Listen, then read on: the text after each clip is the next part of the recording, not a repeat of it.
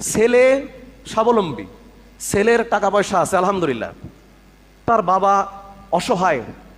ছেলে স্বাবলম্বী হওয়ার পরেও পিতা কি করে মানুষের কাছে হাত পাতে? ওই সন্তান কি সুসন্তান না কুসন্তান বলেন তো? যেই সন্তানের সম্পদ আছে, সামর্থ্য আছে, ওরে ভাই আপনার সম্পদ না থাক, আপনি যদি সুস্থ থাকেন, আপনি যদি 10 ঘন্টার কাছে 12 ঘন্টাও কাজ করতে হয়, তাও কাজ করে আপনার পিতার দায়িত্ব পালন করতে হবে। তারপরও আপনার পিতা যেন কোনো মানুষের কাছে হাত না পাতে। এটা আপনার ব্যক্তিত্বে বাঁধে না, আপনার লজ্জা শরমে বাঁধে না? হে আল্লাহ রাসূল, আমার মাল সম্পদ আছে, আমার সন্তান সন্ততি আছে, আর আমার বাবা শুধু আমার কাছ থেকে টাকা চায়, মাল চায়, আমি কি করব? আপনি একটু তারে যদি বুঝাই বলতেন।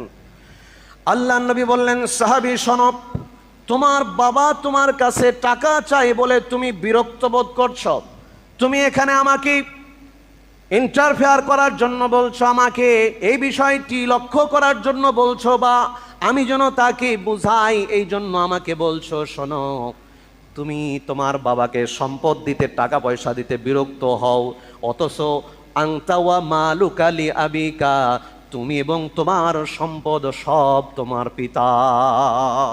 সুবহানাল্লাহ। তুমি এবং তোমার সম্পদ সব তোমার পিতার, কারণ তুমি এখন মারা গেলে এগুলোর মালিক কে হবে? আহাম্মক, বুঝো না? তুমি এখন মারা গেলে তোমার সম্পদ, সমুদায় সম্পদের ওয়ারিশ হবে তোমার বাবা, আর তোমার বাবা তোমার কাছে হাত পেতে চাচ্ছে, এরা তোমার সৌভাগ্য, তাকে দিতে হবে। তুমি মনে রেখো, তুমি এবং তোমার সম্পদ সব তোমার পিতার, এখানে কোনো রকমের সুপারিশ করার সুযোগ নেই।